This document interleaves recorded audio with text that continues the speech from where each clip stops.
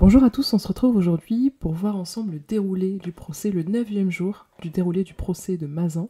Aujourd'hui, je vais lire le thread de Cécile Olivier, qui est une autre journaliste d'investigation. Je vous mettrai bien sûr le lien en description si vous voulez aller voir. D'ailleurs, à chaque fois, je mets les liens des journalistes qui écrivent les threads et je les en remercie énormément de nous tenir informés et de le faire sous ce format-là parce que je trouve ça assez agréable à lire et j'espère que ce format vous plaît aussi. Moi, je vous les lis et que c'est plus simple pour vous pour suivre le procès.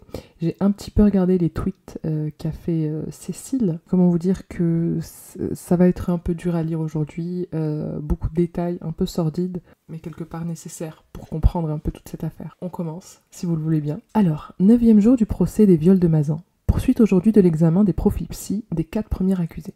Dominique Pellicot, malade et toujours absent. Le procès va sans doute être suspendu demain.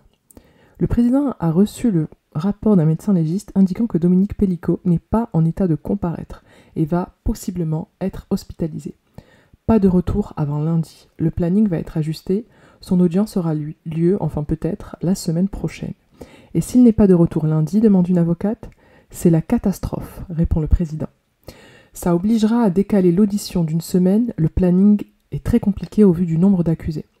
On va entendre une experte psychologue sur les 4 premiers accusés, dit le groupe 1. Elle commence par Ramsus, le seul qui n'est pas soupçonné d'avoir violé Gisèle, mais qui a drogué sa propre femme pour la livrer à Pellicot.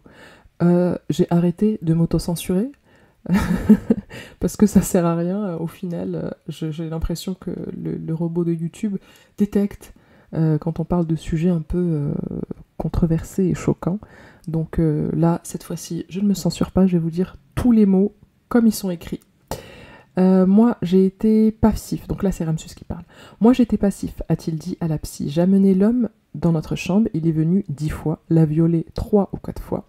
Il exprime des regrets, dit que Pellicot est très fort pour manipuler, qu'il le rassurait bien. Vous verrez, le terme rassurer, rassurant va beaucoup revenir dans ce trait. Quand il avait peur, il le rassurait bien quand il avait peur. L'enfance de l'accusé, donc de Ramsus, marquée par la violence et l'alcool, mère décédée d'une cirrhose de foie, tous les enfants dormaient dans le même lit.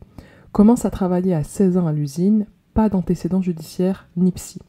L'accusé se présente devant le psy comme introverti, naïf et candide. Tendance à éviter les conflits intrapsychiques, faible propension, analyse introspective, dit la psy. Sexualité, pas d'agression physique ni sexuelle dans l'enfance, mais climat sexualisé au sein du foyer familial. Ma mère recevait des hommes chez nous, je la voyais et je l'écoutais avec des hommes. A pu influer dans son développement fantasmatique. A évoqué une sexualité conjugale satisfaisante mais en déclin, fréquente des sites de rencontres depuis 2002, des sites pornographiques et photos de femmes nues. Introduction d'une composante voyeurisme dans son psychisme. Pas de signe de perversité niveau relationnel, mais clivage dans son fonctionnement psychique. Propension à utiliser autrui comme un objet sexuel avant tout, dit l'experte. Le président demande si la potentialité perverse a pu se révéler à l'occasion de la rencontre avec Pellicot, donc Dominique. Le fait d'avoir rencontré M. Pellicot a pu déverrouiller certaines barrières en lui, répond l'expert. Question d'un assesseur. Quelle place de la victime, son épouse, dans le discours de Ramsus? A-t-elle une place réelle? Pas de discours très riche sur elle, répond l'experte. Il a dit qu'il avait eu 5 enfants ensemble. Voilà. Il a réduit son épouse à une poule pondeuse. Voilà, tu m'étonnes, si pour lui les femmes sont des objets, c'est n'importe quoi. Que penser du fait qu'elle n'ait pas porté plainte contre son mari? Parce que c'est vrai, oui, son épouse n'a pas porté plainte contre son mari qui l'a violé plusieurs fois et qui l'a drogué, donc autre que Gisèle Pellicot. La psy parle d'un comportement clivé permettant un fonctionnement harmonieux dans la sphère familiale, capacité à tisser des liens affectifs et de confiance. Ramsus a dit pendant l'instruction « C'est l'idée qu'elle ne puisse pas s'en rendre compte qui m'a conduit à poursuivre les viols sur mon épouse. » L'avocat rappelle des violences physiques commises par le père de l'accusé. Coups de ceinture, jambes cassées, crachats, un homme bestial qui se servait sur les enfants, obsédés sexuels et violeurs. Les enfants se cachaient dans des clapiers à lapins, je ne sais pas ce que c'est, je vous mets l'image de suite, comme ça j'irai chercher ce que c'est, et sous les couvertures pour lui échapper. Leur père faisait venir des couples à la maison, ébats sexuels avaient lieu, Des ébats sexuels avaient lieu. Ah ok, elle met pas les dés, les laits, etc. Il va droit au but. À côté de la chambre des enfants, ok, donc il y a eu des ébats sexuels à côté d'eux, ok. Quelles conséquences sur lui a pu creuser sa faille narcissique et mettre en place un fonctionnement clivé, répond l'experte. Avocat, le fait que la victime n'ait pas déposé plainte contre son mari, qu'est-ce que ça dit, l'experte? On peut imaginer que le couple lié par un abandonnisme réciproque, incapacité à penser à une séparation, peut-être pour raisons plus familiales, sociales, comme les enfants. L'avocat s'interroge sur ce couple, aux 22 ans de mariage, 5 enfants et un mari qui a 56 ans, qui a dévié, consulté des sites internet et en vient à droguer et à faire violer son épouse. Peut-être le déclin de la sexualité, dit l'experte. Et également la rencontre avec Dominique Pellicot qui a pu le déverrouiller. Est-il quelqu'un de manipulable? Demande l'avocat à la psy. Réponse, il a une fragilité au niveau des frontières entre soi et l'extérieur, ce qui favorise l'influençabilité. L'avocate de Dominique Pellicot revient sur la phrase de Ramsus. Moi, j'étais passif.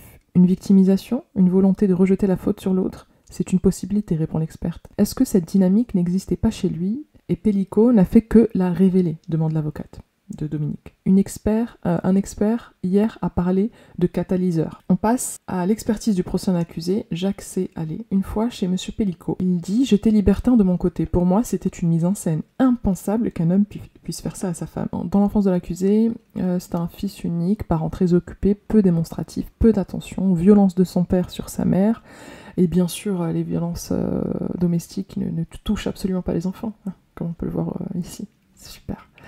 A toujours cherché à prendre le contre-pied de son père.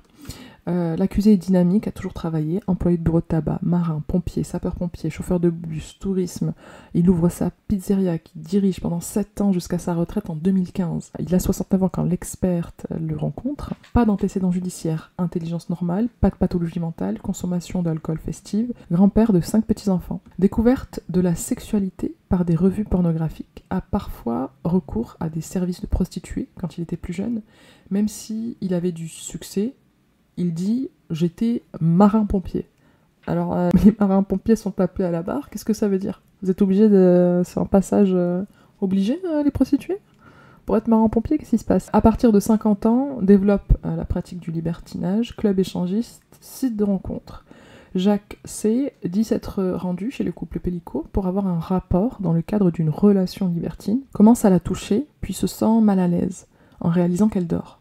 Bisexuel, il dit qu'il a fait une fellation au mari pour ne pas avoir à la pénétrer. L'experte a parlé d'une sexualité dépersonnalisée, sans connaître le nom ou l'âge des partenaires. Les éléments de pronostic favorables sur la réinsertion, pas d'addiction à un produit susceptible de désinhiber la pensée, pas d'acte judiciaire, ressent de la culpabilité. Experte décrit chez l'accusé une sexualité sous forme d'addiction à partir de 50 ans. Recherche compulsive d'apaiser une tension psychique, de remplir un vide interne, pallier une angoisse.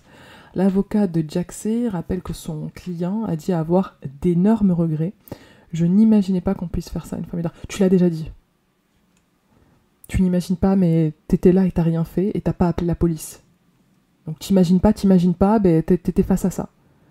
L'experte a parlé de pulsion scopique chez l'accusé, plaisir à regarder, à voir, voyeurisme.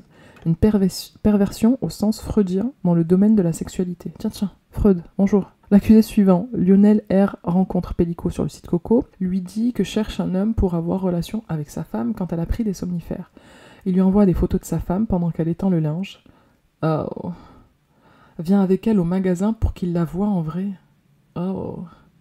Vient un dimanche soir chez le couple. Dominique Pellicot lui sert un jus de fruits. J'ai perdu le contrôle, ça c'est lui qui parle. Il était directif, me demande de me masturber à côté d'elle, la toucher. Oh. Au bout de 20-25 minutes, elle se réveille. Il me fait sortir. J'ai compris que ce n'était pas un jeu libertin. C'est horrible, lui dit l'accusé. J'ai été irréfléchi, j'aurais dû recueillir son consentement, lui parler avant. Mais non. Sérieux? C'est dingue d'y penser quand t'es en procès. Mais c'est bien de le reconnaître. Quand j'ai visionné des vidéos de moi, ça m'a fait un choc. Mais ces hommes vivent au-delà d'eux-mêmes, en fait. Qu'est-ce qui se passe? Mais cette femme a subi un cauchemar pendant des années et j'ai fait partie de ce cauchemar. Je sais pas s'ils sont sérieux ou si on leur a dit de dire ça. À la limite, t'as eu une absence, sais, le lendemain, tu t'en rends compte, quoi, que t'as fait subir un truc à une femme de pas ouf, de clairement odieux, je sais pas. On continue. L'accusé est un ancien alcoolique. L'experte note qu'à partir du moment où stoppe l'alcool, il développe une addiction de sexualité. Hypothèse d'un déplacement... c'est ce qu'elle dit. Hypothèse d'un déplacement de l'addiction de l'alcool à celle de la sexualité, avisée anxiolyse, apaisement de la tension psychique. L'accusé a vécu une agression sexuelle à l'âge de 11-12 ans qui fonde son entrée dans la sexualité. Il a été agressé par le directeur du club de pétanque de son village. On n'en parle pas assez, hein, des agressions. Chez les hommes, parce que là, on va le voir plusieurs fois, qu'il y en a beaucoup qui ont été agressés sexuellement pendant leur enfance. Mais en fait, c'est un traumatisme qui va les forger. Si c'est pas réglé, c'est un sujet qui doit être plus dans les débats et qui l'est pas assez. Parce que chez l'homme, c'est extrêmement tabou.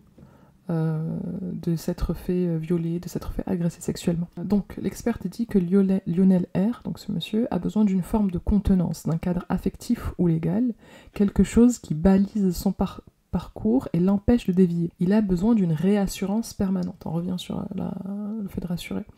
L'avocat lit ce qu'a écrit la psy sur son client. Un introverti, personnalité peu affirmée, carencé en termes d'estime de soi, immaturité psycho-affective. Pour la défense, l'enjeu est de montrer que les accusés ont été influencés, manipulés par un pélico chef d'orchestre. L'avocat rappelle que son client est introverti, peur du conflit, respect et crainte de l'image paternelle. Est-ce que sa personnalité ne l'a pas empêché de réagir suffisamment vite ? La psy rappelle que c'est fait par étapes, la rencontre sur internet, l'annonce, le rendez-vous. L'avocate de Pellico, Maître Zavaro, petite femme pugnace, contre-attaque. La psy a-t-elle vu les vidéos ? Certaines peuvent-elles entrer en discordance avec les déclarations de l'accusé qui se disent horrifiés ? La rencontre de Dominique Pellico sur le site Coco, je lui ai dit que je cherchais un couple, il m'a dit « ok pour nous ». Donc en gros, clairement, il a donné son consentement, et je suis de Gisèle, quoi. Il m'a dit « je fais ça comme ça avec ma femme, elle prend quelque chose pour se détendre, quand elle rentre de Paris, elle est fatiguée ».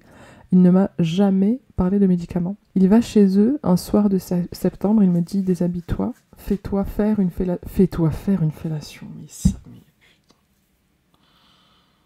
Fais-toi faire. Fais-toi faire.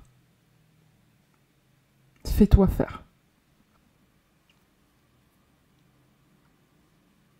Fais-toi faire. Je sais pas si vous... Fais-toi faire une fellation. Tu vois ce que je sais. Donc la chose dans laquelle tu vas te faire une fellation, elle est inerte. L'objet, la poupée. Fais-toi faire. Je me suis aperçue que quelque chose clochait car elle n'avait pas de réaction. Mais quand on te dit fais-toi faire, ça veut dire que la personne, elle va rien faire. Donc ça veut dire qu'elle est inerte.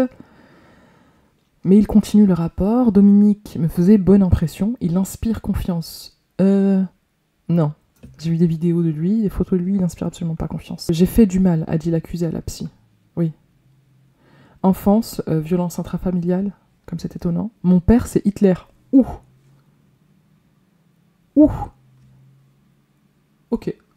Figure maternelle pas protectrice, peu démonstrative, morte quand il avait 24 ans. Placé en famille d'accueil, ainsi que ses frères et sœurs. SDF pendant son adolescence. Ses pratiques sexuelles ont changé à partir de l'âge de 40-45 ans. Fréquentation de sites de rencontres. Films pornographiques. Décidément, les films porno reviennent toujours. C'est fou comme ça, vraiment... pas désinhiber les gens, mais je sais pas, ça les pousse à assouvir des fantasmes de plus en plus odieux et de plus en plus affreux. Pour lui, ça correspond au moment où il a eu une tablette. Pardon, c'est pas drôle. Mais c'est non. À partir du moment où j'ai eu mon PC, que j'avais une carte graphique, du coup, je voyais les images pornographiques, voilà, en 4K. C'était génial, quoi, on voyait tous les détails. Ah, je suis désolée, putain, c'est fou. Il m'a dit, ça c'est l'expert qui parle, j'ai tout regardé. Ah oui, il a fini il a scrollé les pages jusqu'au bout, quoi. Non, mais ça va pas. Il ne dormait pas beaucoup. Remplissage d'un vide interne. En gros, il a rempli sa vie de vidéos pornographiques. Ok, je sais pas. Faut la remplir avec autre chose. Hein, parce que là tu m'étonnes que... Vous imaginez, il dormait même pas. Ça veut dire qu'il était full comme ça, en train de regarder toute la journée. Et la nuit... Tu m'étonnes qui vrille. Équilibré dans votre vie un peu, il n'y a pas que dire le sexe, mais là c'est du porno en plus, c'est vraiment... peut-être qu'ils savent pas, hein, mais c'est des acteurs la plupart du temps. Après je pense qu'ils regardent aussi des trucs où c'est pas des acteurs, où effectivement c'est forcé. C'est peut-être ça qui leur plaît en fait, et ça escalade en fait. Ils vont dans des sites toujours plus trash, dans le dark web, dans le deep web. Bref. Là encore, le président l'interroge sur la possibilité, la capacité de Pellico à l'avoir manipulé. Cyrielle D avait un système symbolique... Cyril D, pas Cyrielle, je sais d'où elle sort celle-là. Cyril D avait un système symbolique des limites très précaires, répond l'experte. La rencontre a pu déverrouiller des barrières psychiques. Ils ont tous rencontré Dominique Pellico et ils se sont transformés en monstres en fait. Hein, c'est ça? C'est bien ça qu'on est en train de nous dire? L'avocat de l'accusé demande à la psy d'expliquer ce qui fait qu'on peut passer du fantasmatique au réel. Elle parle de perméabilité, d'influence, de difficulté à réguler ses émotions. Mais tiens donc, les émotions, on n'en a pas déjà parlé plusieurs fois, que c'était important de pouvoir réguler ses émotions et que il n'y a pas que les femmes qui sont émotives, les hommes aussi ont des émotions. Et oui, ils en ont. Mais comme on leur autorise que l'émotion de la colère, ils en font quoi des autres émotions? Il les refoule et voilà ce que ça donne. On est dans un registre d'impulsivité. Mais il y a eu des occasions avant, dit l'avocat, toujours dans l'idée de charger Dominique Pellico. Donc là, c'est l'avocat de Cyril D. Monsieur Pellico a-t-il été rassurant, encore cette histoire de rassurant, de par son âge, son milieu social? L'experte répond par impossible qu'il ait incarné quelque chose de rassurant. L'avocat rappelle que son client était nu dans la maison du couple Pellico, facteur de fragilité. C'est une des étapes de la transgression, dit l'experte. On rentre dans la maison, on se déshabille. En gros, c'est fait par étapes, quoi. On s'engage de plus en plus. Le fait que son client se savait filmer, quel impact sur lui, demande l'avocat. Quand l'émotion prend plus de place, la capacité à penser est moins efficace, répond l'experte. Maître Zavaro, l'avocat de Pellico, après manipulateur, j'entends un nouveau qualificatif pour mon client, rassurant. Pour être rassurant, encore faut-il être en face de quelqu'un qui est dans la crainte. L'audience est suspendue, elle reprendra à 14h avec l'audition d'un des directeurs d'enquête qui va parler d'un autre groupe d'accusés, le groupe 8. L'audience reprend avec un policier, directeur de l'enquête, qui va évoquer l'accusé, qui va évoquer les accusés du groupe 8. On commence avec un homme né en 1987, pseudo Samy sur le site Coco. Il est apparu dans le fichier abus de l'ordinateur de Pellico, vidéo intitulée Samy arabe 20 ans. Le qualificatif quoi, Samy arabe. L'annonce de Pellico sur Coco disait couple cherche un jeune pour partir à 3. Lui avait dit que sa femme ne les regarderait pas et ne parlerait pas car était timide. Devait se déshabiller dans la cuisine et partir si jamais elle bougeait. Quand même c'est clair là que... Bref, on continue. Interpellé en septembre 2021, Samy était alors marié depuis 8 ans avec des enfants.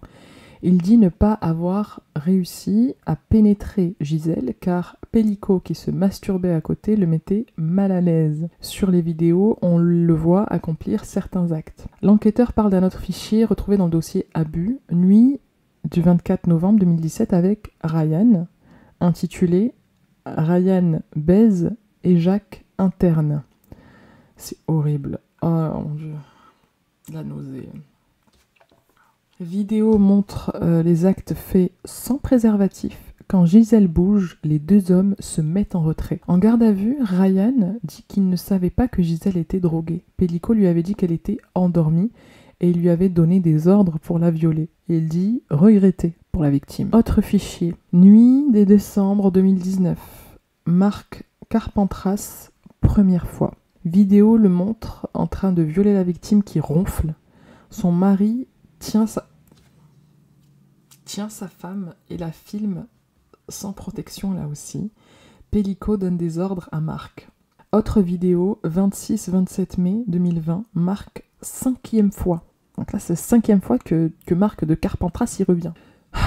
Fichier au nom évocateur que je vous éviterai par respect pour la partie civile. Donc par respect pour Gisèle. Dit l'enquêteur qui a l'air écœuré. Marc, pseudo, est venu 6 fois violer victime sans protection. Putain, je suis grave proche du micro, j'espère qu'on va bien entendre. Je suis sûre que vous allez bien entendre. Bref. Interpellé en septembre 2021, né en 1961, il se dit séropositif.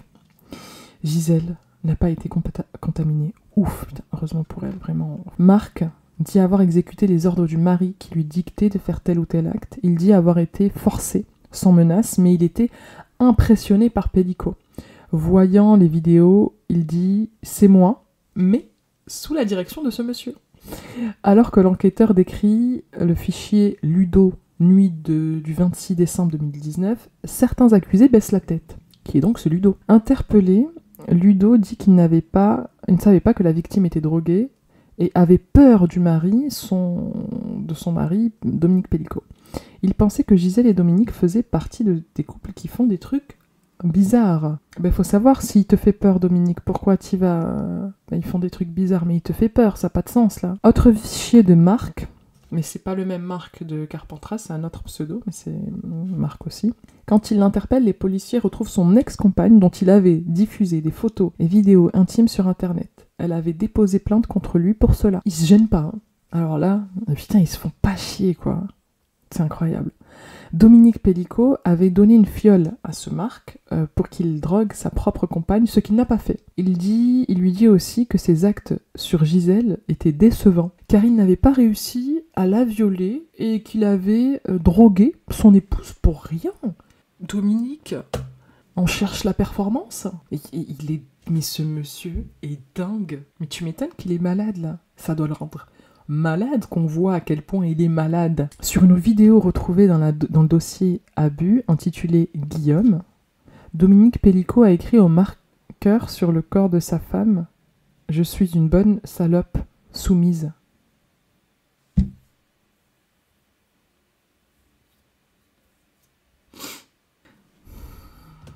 L'enquêteur a fini son exposé. Je voudrais saluer l'agent de sécurité du centre commercial de Carpentras qui avait surpris Pellico en train de filmer sous la jupe des femmes. Sa vigilance a permis au dossier de sortir. Sans lui, ça continuerait peut-être aujourd'hui. Est-ce que vous imaginez? Il a écrit au marqueur sur le corps de Gisèle « Je suis une bonne salope soumise ». Moi, non. Moi, je suis dans un déni, là, parce que pour moi, c'est pas possible, ça n'existe pas. Ça n'existe pas. Parce que c'est son mari. Donc ça n'existe pas. C'est pas possible. Même un inconnu, il fait pas ça. Même Vous voyez, quand on parle des inconnus dans la rue, dans une rue, elles sombre, qui te prennent... Même eux, ils font pas ça. Même eux. C'est dingue. Et oui, ouais... bravo à l'agent de sécurité. D'ailleurs, on a la vidéo de l'arrestation. Qui a été posté par Paris Match et bravo à lui, bravo en plus sur la vidéo, on le voit mais il lâche pas l'affaire quoi, il est là mais vous portez plainte madame, vous avez porté plainte et tout, vous êtes un gros dégueulasse, il a été incroyable, il a eu vraiment une réaction 10 sur 10. Il prend des bonnes prises de vue votre téléphone, il est en train de filmer sous votre robe. Non, si, vous portez plainte. Il est en train de filmer sous votre robe le téléphone comme ça à l'instant. Vous portez plainte? C'est vrai? Je suis là pour rigoler, on le suit à la caméra, ça fait 4 fois. Allez, police direct. Vous restez là, vous bougez pas. Madame, je compte sur vous, vous portez plainte. Il était en train de filmer sous votre robe. Allez, police, tu me les appelles maintenant. Et les autres clients, putain, il n'aurait pas lu les retrouver, il y en a 3 autres. Vous êtes un gros dégueulasse, vous, en fait. Ouais, vous êtes un gros dégueulasse. Vous avez de la chance, je vous jure, c'est ma mère, je vous arrache la tête. Et là, l'enquêteur reprend. Je voudrais aussi m'excuser auprès de la partie civile et notamment auprès de Madame Pellico pour les mots que j'ai employés, mais ce sont les mots du dossier. Oui, mais monsieur l'enquêteur, on sait bien que c'est pas vous qui avez écrit au marqueur « Je suis une bonne salope soumise » sur le corps de madame. On sait bien que c'est son mari, son doux et aimant mari. Le président dit que l'un des accusés est en fuite. Il sera jugé en son absence. Ok. Un avocat est en train d'enguirlander l'enquêteur car son client a fait, à 63 ans, la première garde à vue de sa vie, sans avocat, alors qu'il a été abusé 2 fois dans son enfance, passé 4 ans en sanatorium pour rachitisme, dormait enfant, les chaussures clouées au lit car pieds plats. C'est pas parce que t'as 63 ans et que t'as eu une enfance difficile que tu vas pas faire de GAV? Non, je sais pas. L'enquêteur répond « Maître, j'ai pas le sentiment d'avoir fait un échec au droit de la défense. Je lui ai proposé un avocat, il n'en a pas voulu, il était majeur. » L'enquêteur encore. Certains accusés nous ont dit que leur sexe avait pris le contrôle de leur corps.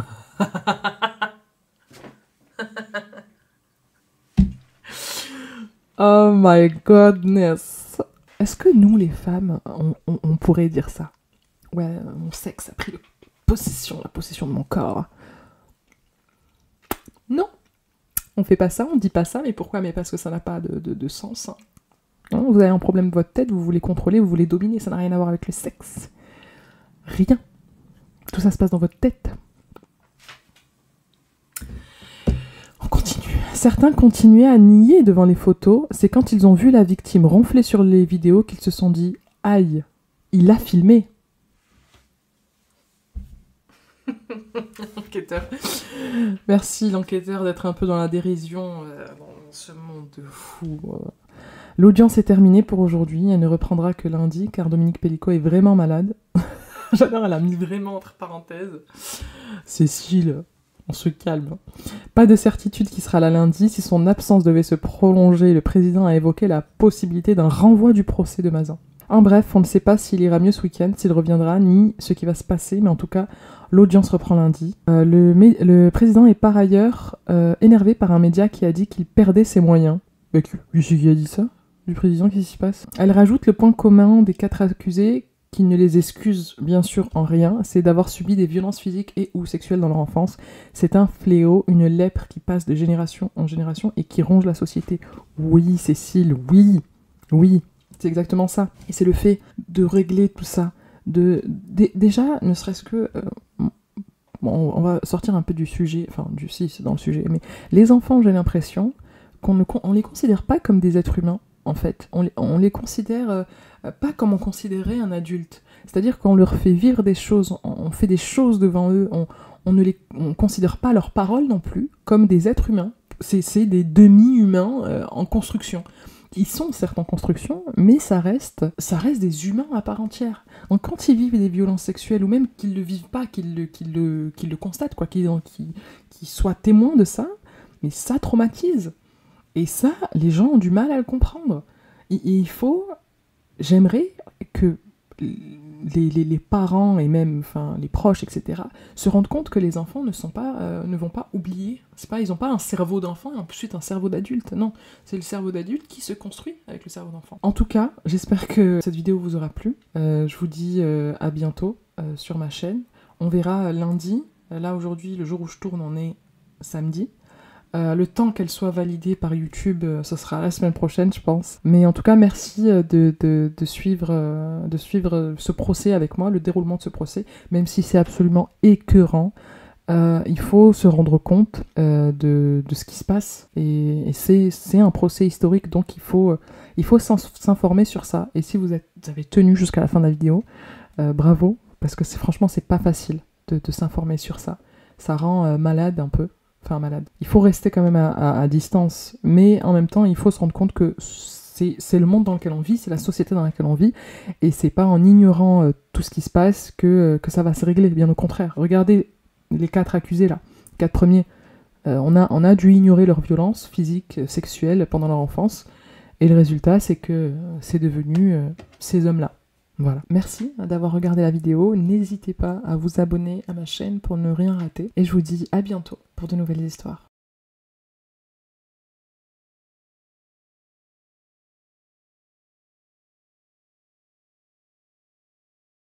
On va les attendre en salle d'interpelle.